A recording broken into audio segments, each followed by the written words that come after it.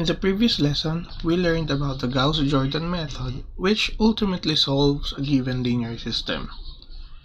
In performing the Gauss-Jordan method, we use matrices as a tool to execute the algorithm.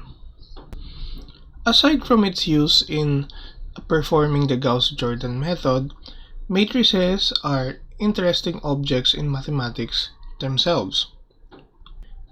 In this lesson, we will be learning matrix algebra or matrix operations, which are actually extensions of the operations of real numbers like addition and multiplication. So to begin, let's start with the simplest type of matrix operations. So here you are given two matrices A and B. In this definition, they are both of the same size, m by n. Again, when we say that a matrix is m by n in size, we mean that it has m rows and n columns. The ij entry of the matrix A is denoted by A sub ij, and the ij entry of B in this case is denoted by bij. So from here, we can define the sum of A and B as the matrix denoted as A plus B, whose ij entry is equal to Aij plus Bij. In other words, the ij entry of A plus B can be obtained by simply adding the ij entry of A and the ij entry of B. This is the same as adding the entries of A and B entry-wise. If you now have a scalar C and an m by n matrix A, we can multiply the scalar C to a matrix A to form the matrix C times A. The matrix C times A is also m by n, and the ij entry of C times A is equal to C times the ij entry of A. Thus, in order to construct the matrix C times A, we simply multiply every entry of A by the scalar C. We also define the 0 m by n matrix to be the m by n matrix whose entries are all zeros. The 0 m by n matrix is denoted by the symbol 0 with subscripts or with indices m, n to denote the size. For example, when we say 0, 3, 2, we mean the 0, 3 by 2 matrix, that is a matrix with 3 rows and 2 columns whose entries are all zeros. So it is pictured as follows. However, in linear algebra, when you see 0 with only one subscript, we actually mean 0 n, n. So it is the 0 n by n matrix.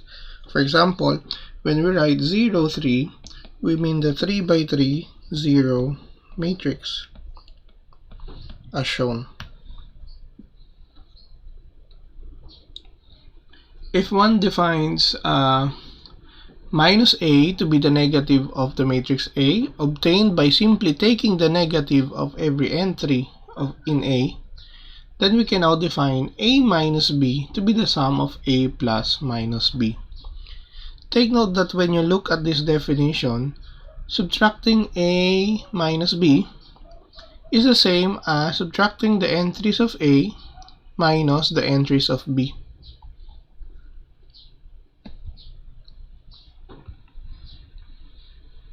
A matrix with only one column is called a column vector. So we consider a matrix with one column as a vector. And a matrix with only one row is called a row vector. Any of these matrices will be called a vector. To distinguish between them, we call a matrix with only one column as a column vector, and a matrix with only one row as a row vector. Also, a 1 by 1 matrix will be identified as a scalar. For example, given the following matrices A, B, and C, let's perform the following operations. So what do we mean by 3A minus 2B? So 3A minus 2B is precisely 3 times the matrix A. So let's write the matrix A over here. Minus 2 times the matrix B, which is 1, 3, minus 4, minus 3, minus 2, 0. So first, we're going to multiply the scalars in. So for this part, we simply multiply 3 to every entry of the matrix as shown. Negative 9, 0, 6, 3, 6, minus 6. We can multiply the 2 in to each of the entry, or you can multiply minus 2 to each of the entry, but remember, when you include the negative sign, you have to change the sign here into plus. So if I multiply 2 instead to every entry, the resulting matrix here will be 2, 6, minus 8, minus 6, minus 4, and then 0. Afterwards, we perform subtraction. Minus 9 minus 2 is minus 11. Next, 0 minus 6 is minus 6. Next, 6 minus negative 8 is 14. Next, 3 minus 6 is a 9. Next, 6 minus 4 is a 10. Finally, minus 6 minus 0 is minus 6. I hope I did the computations right.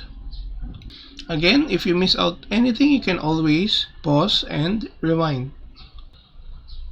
So you see, so far we've been doing the operations entry-wise. When you say entry-wise, if we say, let's say, addition, we just perform addition entry per entry, or corresponding entries are simply added.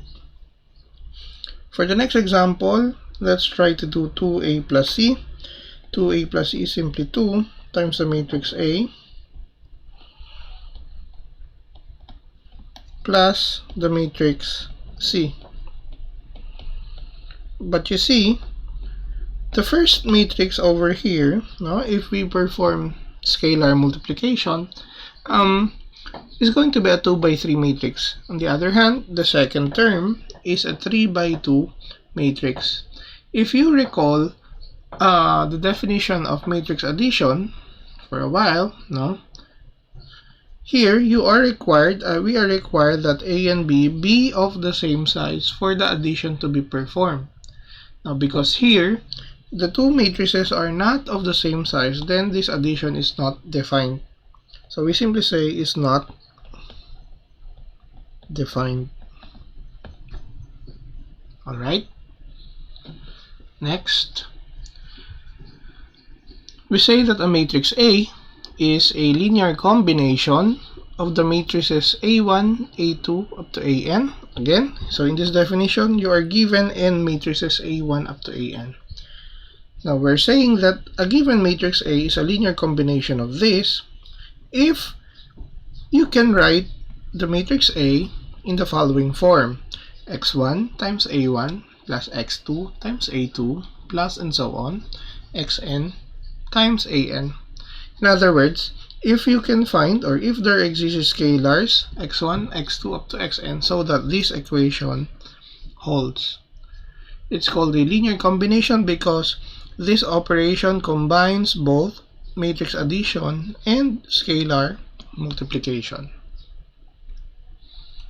As an example, if A1, A2, and A3 are 2 by 2 matrices as shown in the slide, then the linear combination 2A1 minus 3A2 plus A3 is equal to this 2 times this matrix minus 3 times this matrix plus minus 1 0 1 1.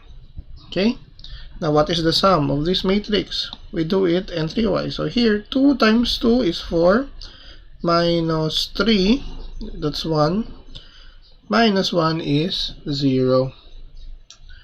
In fact, you can do the operations on your own, and if one performs this operation, you will get the following as a result. So you see the 0 is right there. So this matrix is a linear combination of A1, A2, and A3. So as you can see, we can do a lot of linear combinations of A1, A2, and A3. If you just choose another set of scalars, if you select any other set of scalars over here, then you will get another linear combination. So normally, we are interested to know if a given matrix is a linear combination of other given matrices, just like in this example. So here, you are given 3 matrices A1, A2, and A3. All of them are column vectors, 3 by 1. We determine whether each one of these column vectors is a linear combination of A1, A2, and A3. So for example, is the matrix A linear combination of A1, A2, and A3? How do we know? So we would like to ask, are there scalars? We would like to know, are there scalars x1, x2, and x3 such that A is x1 A1 plus x2 A2 plus x3 A3, so that this equation holds.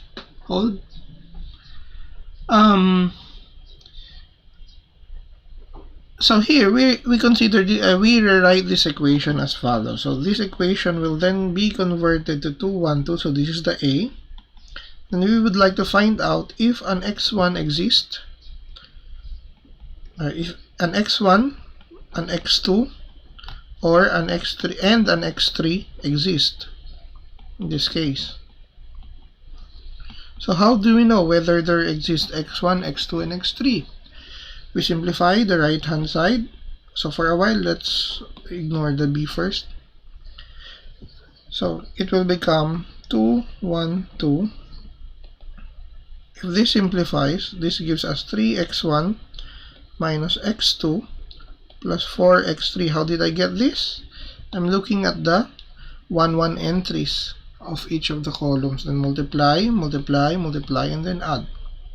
Similarly, looking at the 2, 1 entries and then adding, you get minus x1 plus 2x2 plus minus 3x3. Finally, 2x1 is here plus 0x2, so we will not write anything, plus 2x3. As you can see, this is equivalent to the following linear system: 3x1 minus x2 plus 4x3 equals to, this is the second equation, and the last equation is right here. So to do this, we perform the Gauss-Jordan algorithm.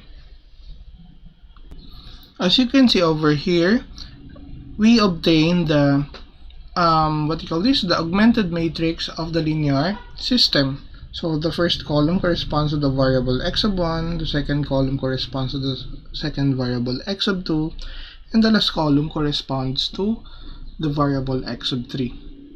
So we perform the Gauss-Jordan algorithm, but for this time, to not make this video long, we're going to use Scilab to calculate the RREF of this matrix. A moment. So here, we're putting in, so we're defining a matrix A, with entries 3 space -1 space 4 space 2 semicolon -1 space 2 -3 space 1 semicolon, alright, sorry, 2 space 0 space 2 space 2. So here A is now already defined, so we now get the RREF of the matrix A. So as you can see, the RREF of A reads the following. So RREF, I will just simplify it as shown: 1 0 1 1 0 1 minus 1 1 0 0 0 0. So let's go back to the slide. So as you can see, you get a 0 row over here. No? Therefore, the number of pivots, or the number of leading variables, is 2, and you have a free variable over here. So how do we know which ones are leading, which ones are free?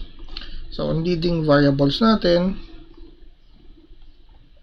ay kung saan yung mga columns na may pivot, first column and second column. Therefore, leading variables are x1 and x2. Kung sino yung mga columns na walang pivot, they are the free variables. So here we have a free variable which is x sub 3. As you can see, now, because there is a free variable, this linear system gives us a set of infinitely many solutions, or an infinite set of solutions for the linear system. So if we're going to rewrite the linear system, it's going to be as follows: x sub 1. So because x sub 3 is a free variable, no, look at this one, no, it has x sub 1 plus x sub 3 equals 1. I'm going to put x sub 3 on the right hand side, so to have following 1 minus x sub 3. Also, x sub 2 is a leading variable, so we can write it in terms of x sub 3. X sub 2 minus x sub 3 equals 1. So I'm going to put x sub 3 on the right, so I can write x sub 2 as 1 plus x sub 3, where x sub 3 is free. No? So if we let x sub 3 to be any scalar r, then we can write x sub 1, x sub 2, x sub 3 as follows. We can write it as what? We can write it as 1 minus r, 1 plus r, and x sub 3 is equal to r, so therefore this is an r, where r is a scalar. So remember, our goal is to determine whether this linear system has a solution or not. In fact, we don't only have one solution, we have infinitely many solutions for x1, x2, and x3. So the answer to the first matrix, yes, A is a linear combination of A1, A2, and A3. But how do we write A as a linear combination of A1, A2, and A3? So we simply obtain a triple of values for x1, x2, and x3 as a particular case. So for example, if we set r to be, let's say, 2, no, for example, no, then the resulting solution is going to be 1 minus 2 is minus 1, 1 plus 2 is 3, and r is 2. So therefore, we can say that A is equal to -1 times A sub 1 plus 3 times A sub 2 plus 2 times A sub 3. In this case, this is just one of the infinitely many ways, no, to write A as a linear combination of A1, A2, and A3. There are many more others. If one gets a unique solution for this linear system, then you can write A uniquely as a linear combination. But for this example, we can only write A as we can write A in many ways, no, as a linear combination of A1, A2, and A3. You can verify that this equation holds if you want. So let's go back to the previous slide. So let me clear this page for you. So the answer to this first question is yes, no? A is a linear combination of A1, A2, and A3. In fact, we were able to write it like so. Okay? So how about B? So if we observe the previous step that we did, what we saw really is that the following, no? We saw that we are testing whether the vector 2, 1, 2 is a linear combination of the matrix A1, the vector A1, the vector A2, and the vector A3. So as you can see, we can just put the test matrix on the right hand side of the augmented matrix and then put the given matrices or the given vectors on the left as shown. So we don't have to repeat things anymore, no? So here we are testing whether 12, 6, 4 is a linear combination of A1, A2, and A3. Can we write B as x1 A1 plus x2 A2 plus x3 A3? Can we do this? Well, we do the following: 3 minus 1, 2 minus 1, 2, 0. So we are trying to solve this linear system of equation 12, 6, 4. So I think let's go back to the Scilab to perform this RREF.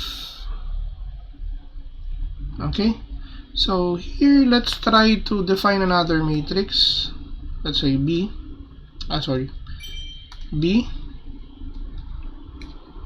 So here we get 3 minus 1. So let me input the entries so we won't waste time.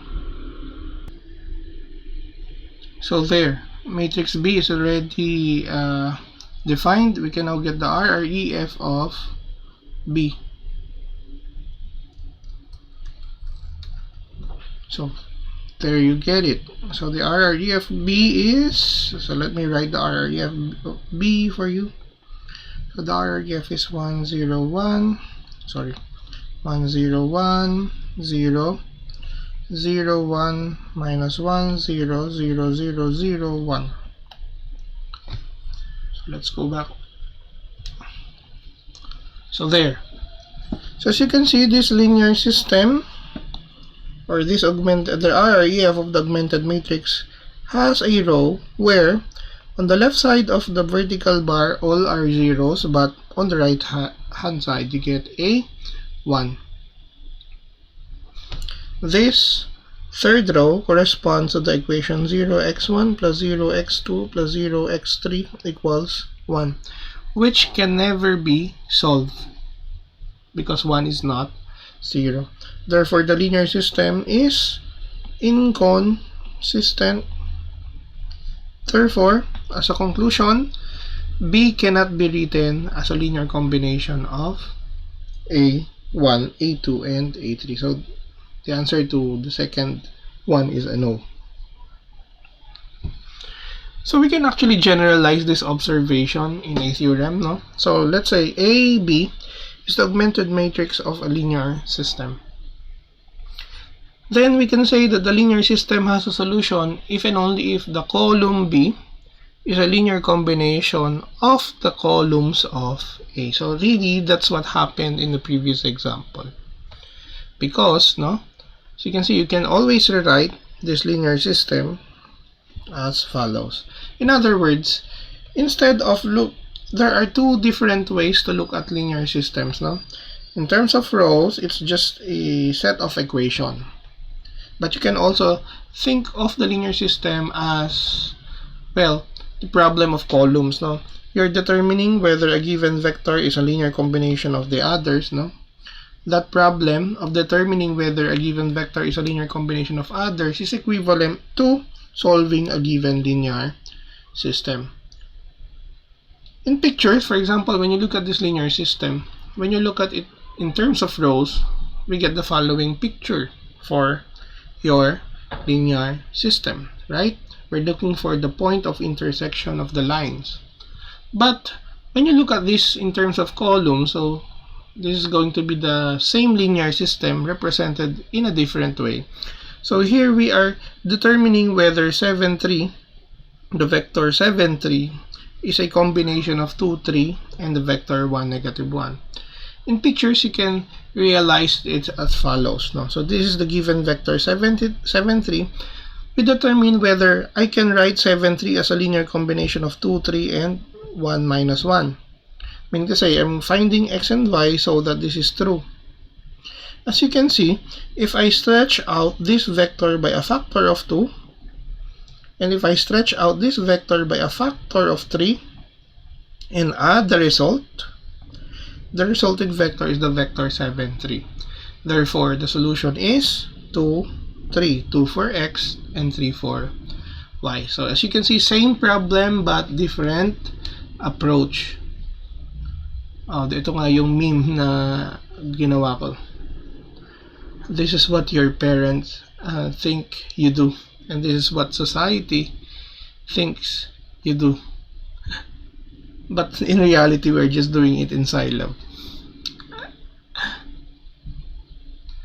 Alright, so to continue, so the matrix operations addition and scalar multiplications actually has some algebraic properties, kaya nga ito matrix algebra. Because naturally, addition and scalar multiplication is done entry-wise, and the entries come from the field of real numbers or field of complex numbers in this case. Then naturally, yung mga properties ng mga real numbers, they carry over to the properties of matrix operations. For example, addition of matrices, as long as they are of the same size, no, is commutative. Addition of matrices is associative. If you add a matrix to the zero matrix, you get A. If you add a matrix to its negative, you get the zero matrix. So these are natural properties that you already expect. So we will not be doing the proof anymore, because I think you can already see why they are true. If you get a scalar R over here, you multiply to the sum A plus B, you get RA plus RB. R seems to distribute. If you now get two scalars R and S, you get a matrix on the right, no? A seems to distribute. Remember, scalars are being multiplied to the left of a matrix. We do not do a matrix times a scalar. We only do scalar times a matrix. Should that be clear? We can multiply the scalars R and S and get it multiplied to a matrix A on the left. According to this rule or this theorem, it's the same as multiplying A by S on the left first and then multiplying the result by R.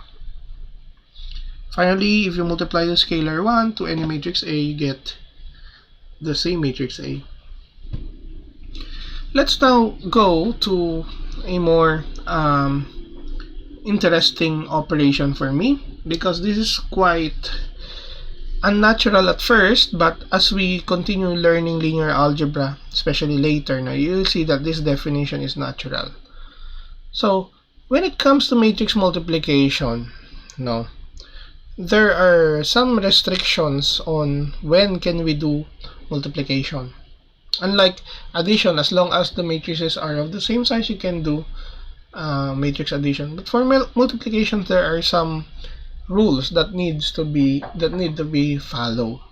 And performing multiplication itself is a little bit easy, but the definition is quite complicated to read. But let me phrase the definition for you. So here you get an M by P matrix A and a P by N matrix B. So before continuing, what do you think is the common property of A and B? So in this case, you see that the P appeared here and the P appeared there. When you say the number of columns of A should equal the number of rows of B. So that's the first restriction. The number of columns of A should equal the number of rows of B. That's the first condition for multiplication to be defined. So we can now define the product AB to be the matrix with ij entry Cij. Now what will be the size of the product? See, M by P gets multiplied to P by N. So the resulting product is an M by N. So kailangan yung mga numbers na ito matched. They should match for the multiplication to be performed. Now the size of the product will now depend. So we will take the row number of A and the column number of B to get their product. So the row number of A will be the row number of the product. The column number of B will be the column number of the product. Alright? So how do we get now the entries of the resulting M by N matrix? So the ij entry is equal to this sum. It's the summation of aik bkj. Now here the index is k and k runs from 1 up to n. Now I have expanded this summation for you. You see that it expands to ai1b. Of course there's an error here. This is a1. ai1 b1j plus ai2 b2j plus ain bnj. Now you don't have to worry about this definition. Actually, when you look at the secret, when you get to know the secrets of this definition, when you look at the A's, the A's have I as their row numbers, right? So meaning to say, the first factor in each term comprises all the entries in the ith row of the matrix A. On the other hand, when you look at the B factors, all of them have column numbers J, so therefore they comprise all the column entries in the jth column of B. So we're getting the ith row of A, and we're getting the jth row, jth column, of B. So what do? We multiply the corresponding entries and then add. We call this product as a dot product when you are studying in calculus, This is a dot product of two vectors, if you can remember, dot product. So we're just taking the dot product of the row I of A and the column J of B. The resulting dot product is the ij entry of the product AB. So ito na nga yung sabi ko, Again, this is A1. The ij entry of the product AB can be obtained by simply getting the dot product of row I of A and the column J of B. Yan. We call it the dot product. Anyway, to be more to remember this operation, I am actually teaching this trick to my students when we multiply a matrix A to a matrix B. And using this method, you can somehow get to know when AB is defined or when AB is not defined. No need to check. Just put it. So first, magdodrawing ka ng dalawang lines na ganyan, We will put the matrix A over here and we will put the matrix B over here. So what we're calculating is the product AB. So this is the product AB. So let's write AB here. So to note that we are calculating AB. So as you can see, the number of the number of rows of A determines the number of rows in the product, and the number of columns of B determines the number of columns in the product. So rows of A, columns of B. So how do we get the ij entry of the product? We simply get the row I of A and get the column J of B, and then do the dot product. How do we do the dot product? AI1 times B1J plus AI2 plus B2J plus AIP BPJ, and then add the result. You put the answer over here. Okay? Now you're going to do that for all I and for all j. For example, if you want the 1-1 entry of the product, you first get the first row and the first column. First row of A, first column of B. If you want to know the, let's say, the C2N entry, you need the second row and the end column of B. Again, for C to be defined, the number of columns of A must equal the number of rows of B. So let's perform matrix multiplication. So in this example, we're going to calculate AB and B times A whenever they are defined. So in this case, they are both 2 by 2 matrix. So how do we get AB first? So to get AB, I will try to draw two lines like this. I will put the entries of A over here. I will put the entries of B over here, and then perform. So what will be the size of the product? As you can see, from here you can already observe the size of the product. The size of the product is going to be a 2 by 2 as well. So the 1-1 entry can be obtained by taking the dot product of the first row and the first column. So 1 times 2, 1 times 2, plus 2 times negative 1. That's 2 minus 2, so that's 0. Next, 1 times negative 1 is negative 1. Negative 1 plus 16, that's 15. Next, 4 times 2 is 8, minus 2 is 6. Next, negative 4 plus 16 is a 12. I think that's a 12. So for example, from where did 12 come from? It came from the dot product of 4, 2, and minus 1, 8. So we're looking at this to get that one. Therefore, we can say that AB is 0, 15, 6, 12. On the other hand, let's perform BA. How do we get BA? So B, we're going to put B over here. We're going to put the A over here. So again, the size of the product will be 2 by 2.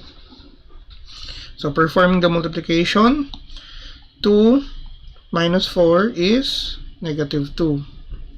Next, 4 minus 2, ulit.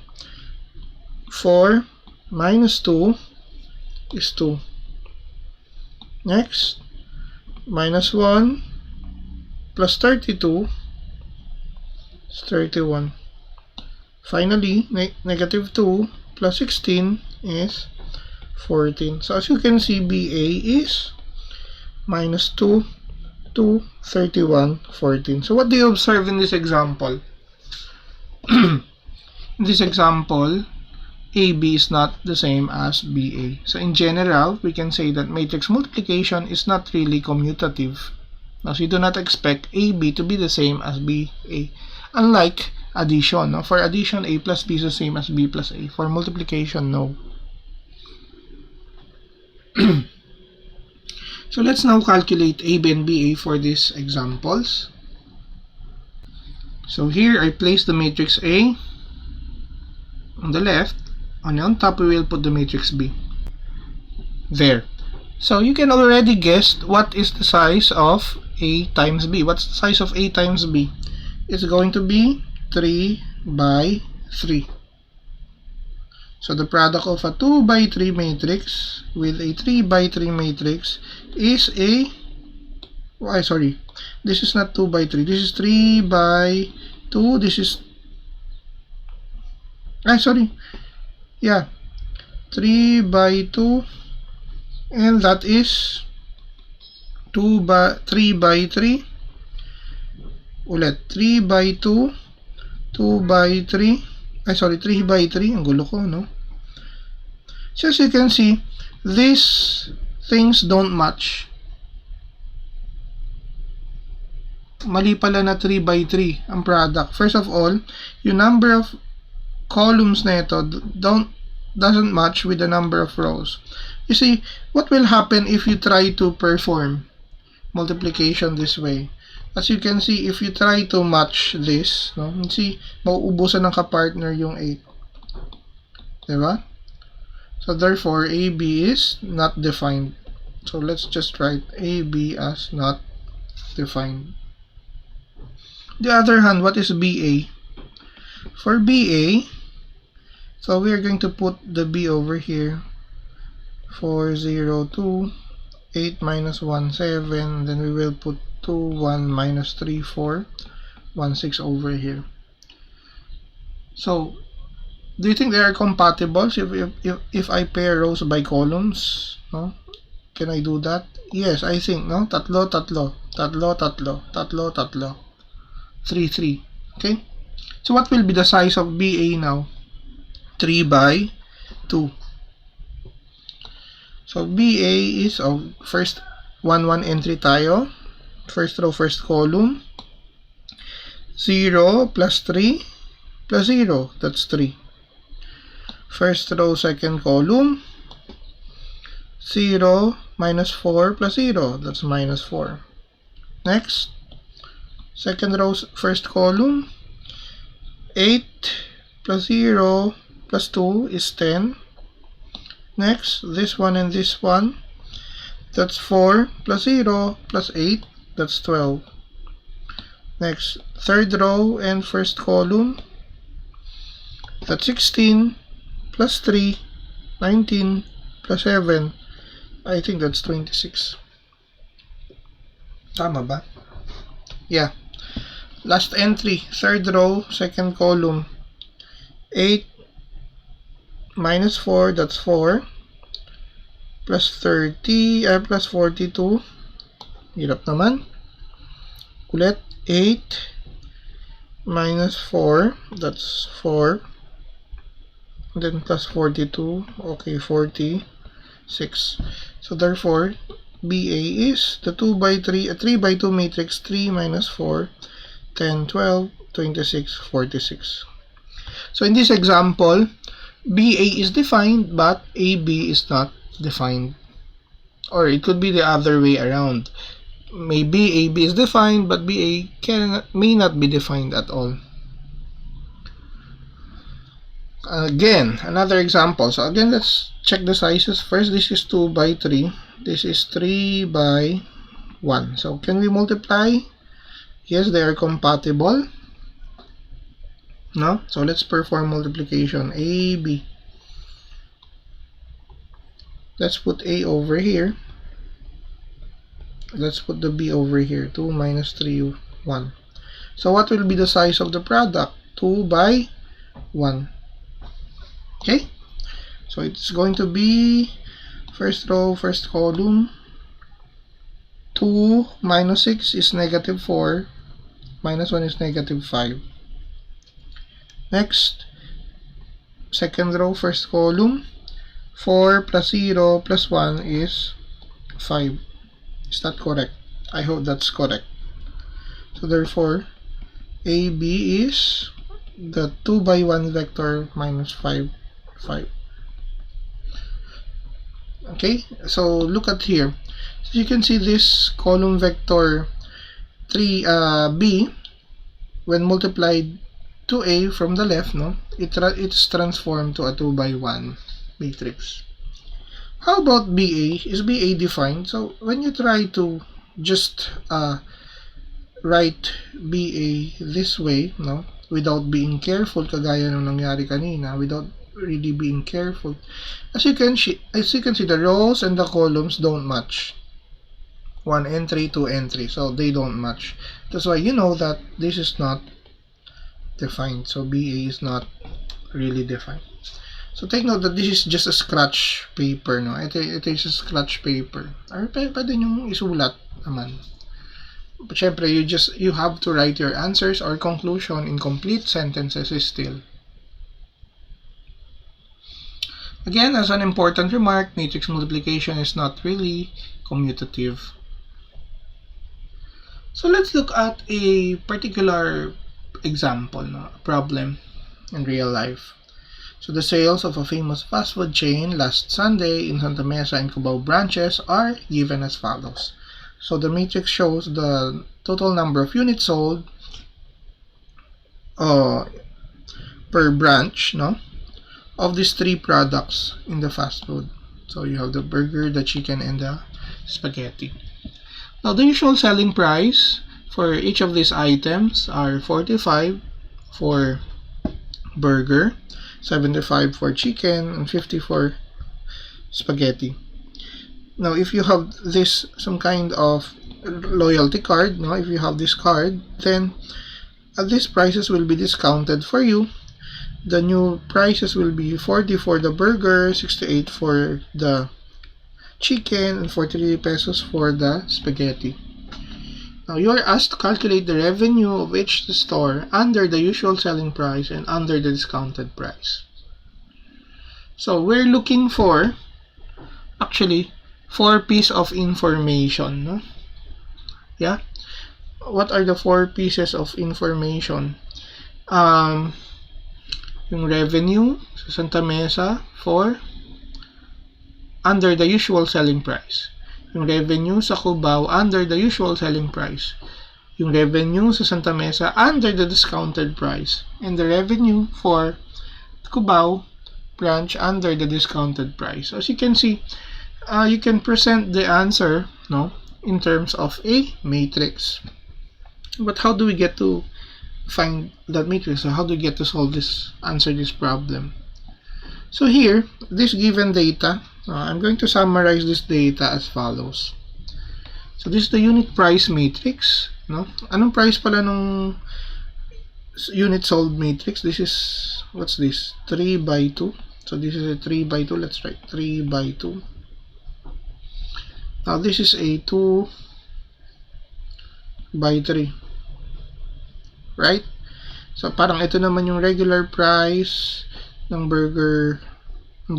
Ito yung regular price ng chicken. Ito yung discounted price ng spaghetti. Parang ganun ini-interpret yung matrix na ito. So to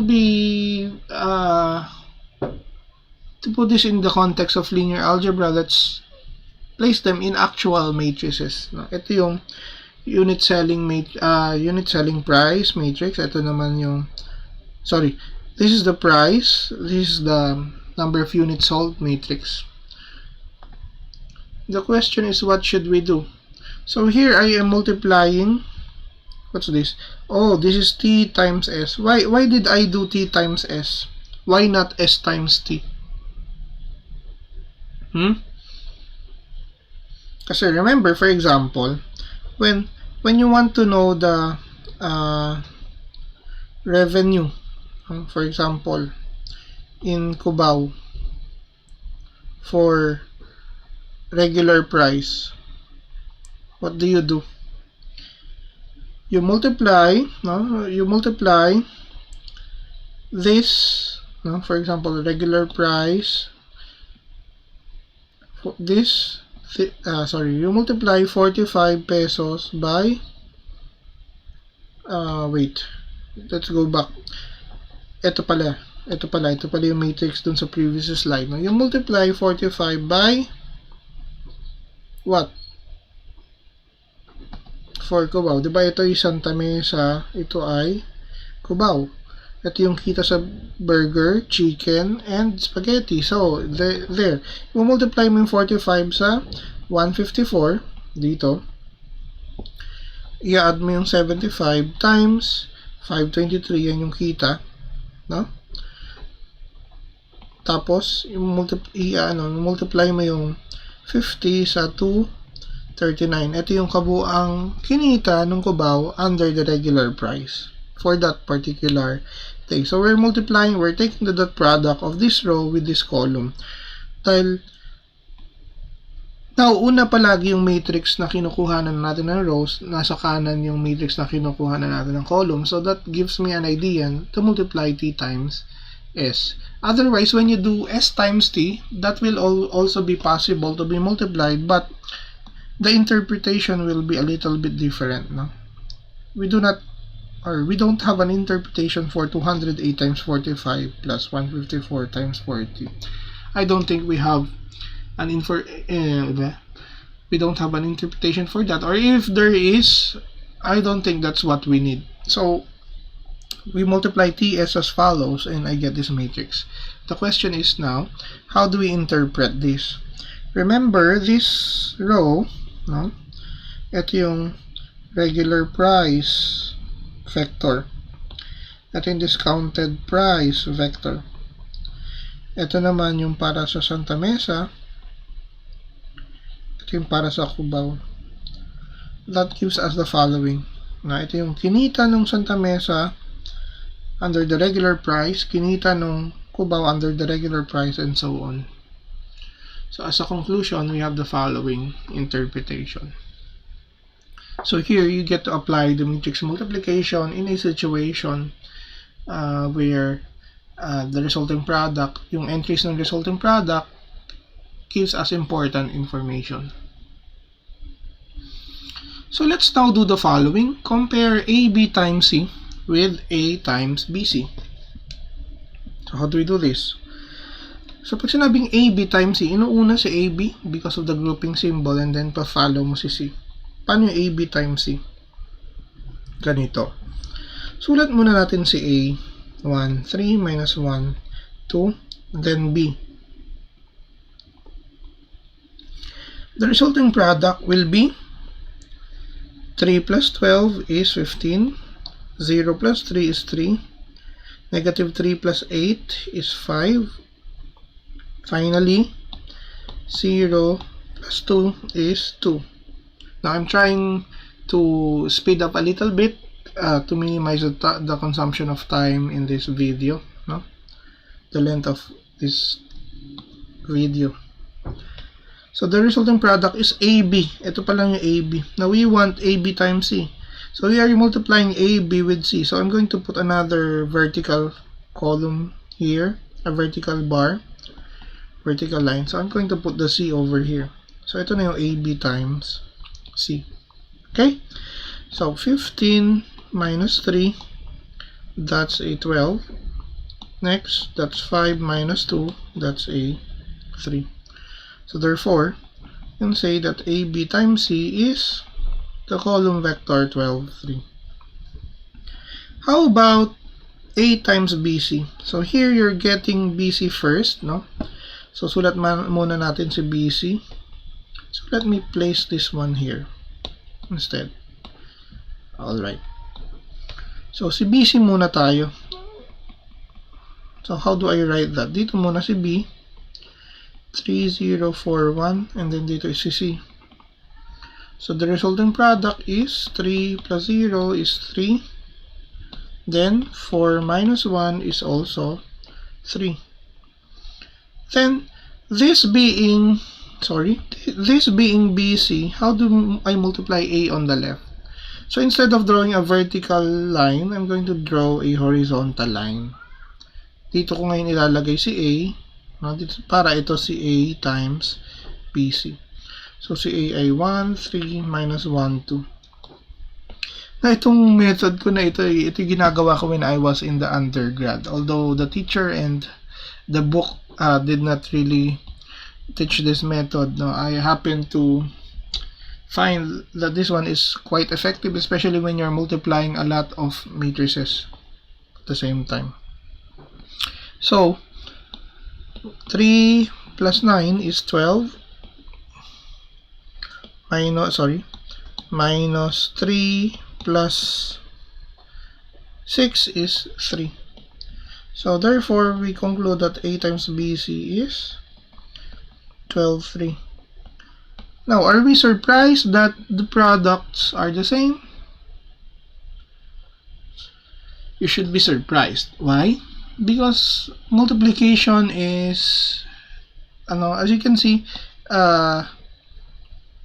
multiplication is quite complicated, and the manner in which you find the product AB times C is really different from the manner of getting A times BC. But surprisingly, at the end, they give us the same result. Now why? Because as long as the multiplications can be performed, multiplication is actually an associative. Matrix multiplication is an associative operation. And the following theorem summarizes the algebraic properties of matrix multiplication.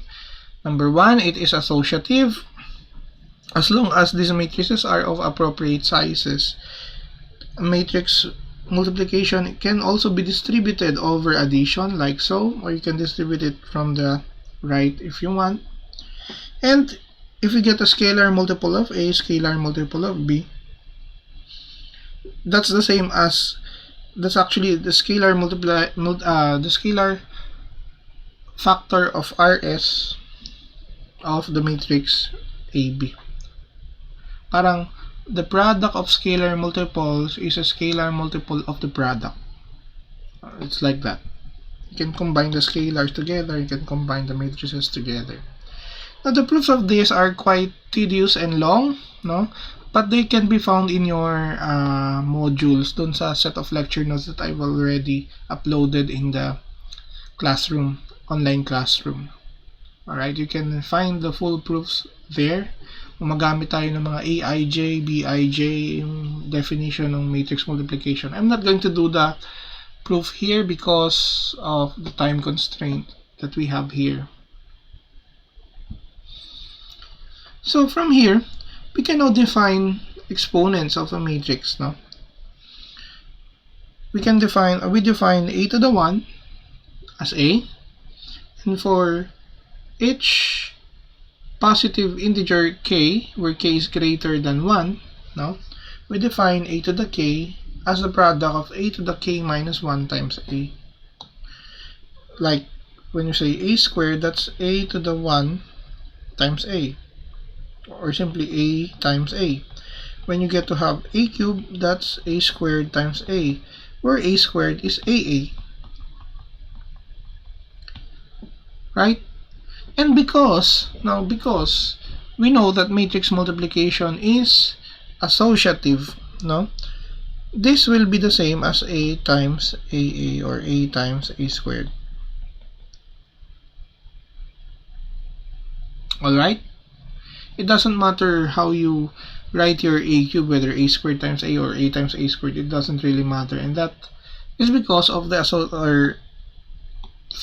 thanks to the associative property, we happen to define exponents easily, so we will not be having problems.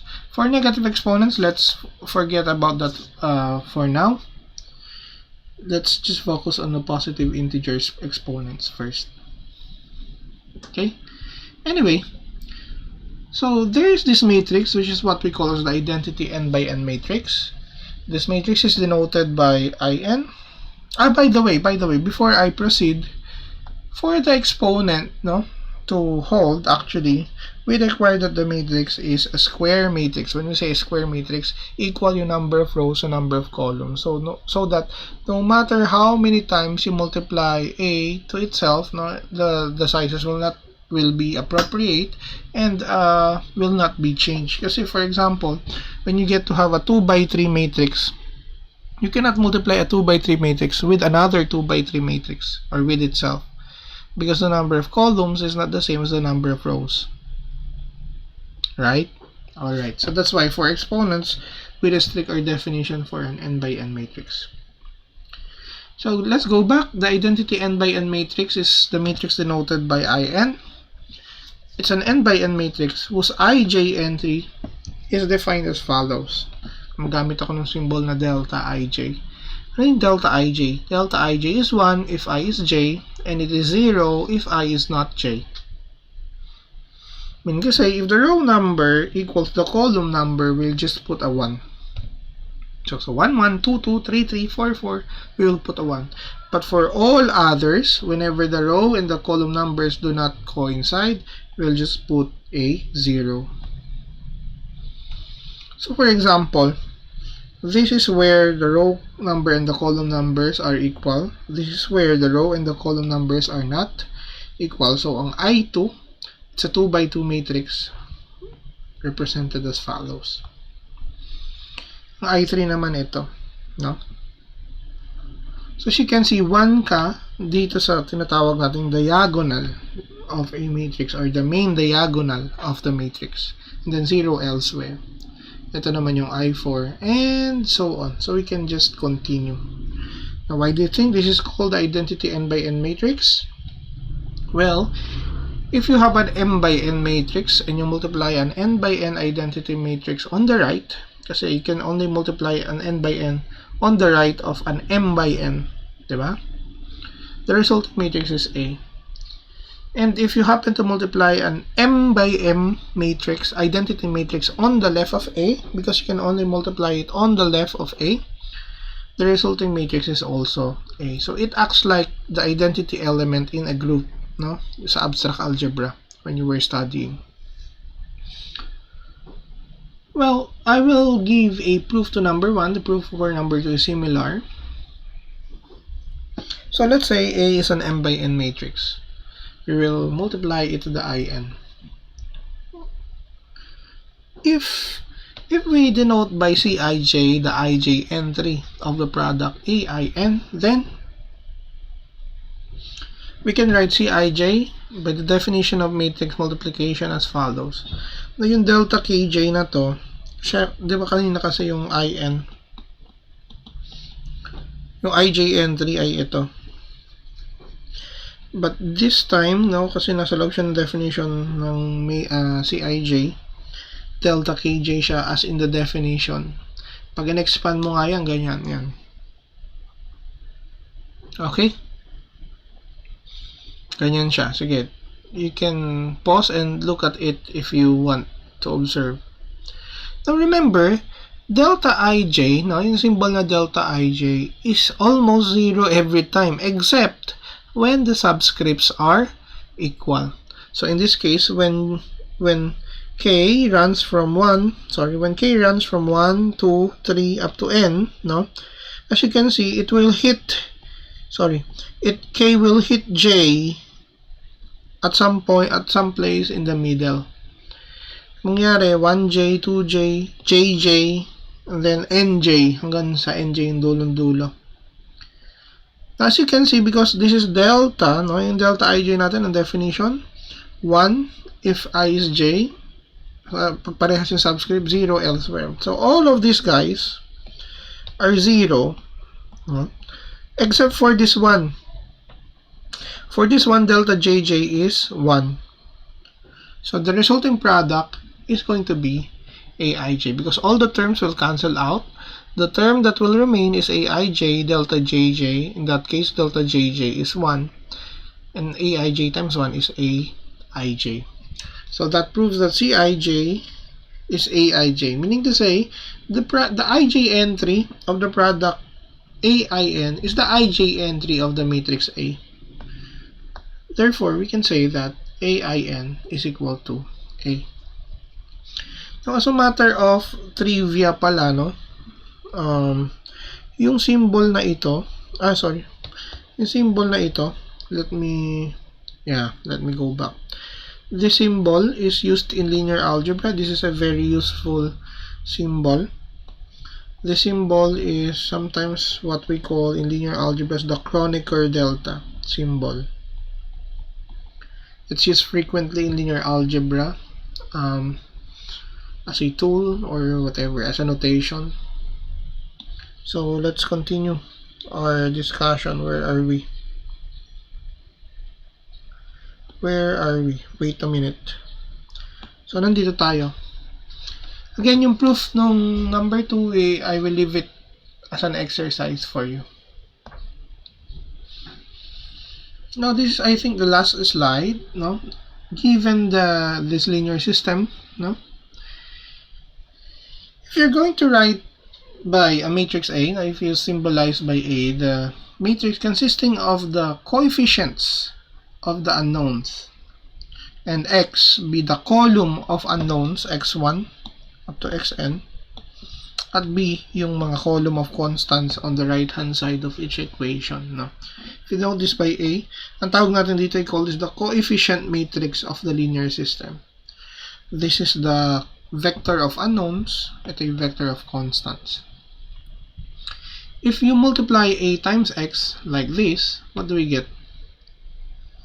rows by columns, rows by columns, rows by columns. Ito yung lalabas. But according to the linear system, this is equal to B1, this is equal to B2, this is equal to Bm. That's Ax equals B. In other words, you can actually write this set of linear equations as a single matrix equation.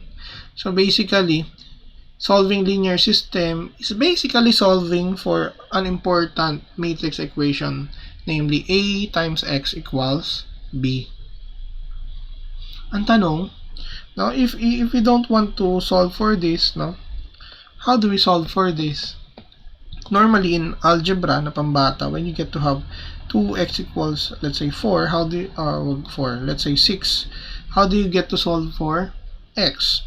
What we do, well, we divide by 2, but in reality, what we're doing is really, we're multiplying the inverse of, the multiplicative inverse of 2 on the left, di ba? Ganyan talagang ginagawa natin dyan. Yan yung nangyayaring division. Ito magiging 1 times x. Ito magiging 3, so x is equal to 3. Ang tanong dito, is there a similar concept sa linear algebra? Can we multiply an A inverse on the left of A para siya ay magiging identity? Kasi identity seem to behave like the number 1, no? Can a matrix have its multiplicative inverse? Is that possible? Or how can we solve for x? Or can we introduce a matrix A to the minus 1? Yeah, so that's our question. And this question leads us to our next lesson, which are the non-singular matrices. So we will cut this lecture at this point, and I want you to read in advance the topic about non-singular matrices because they will be next. Okay, see you next time.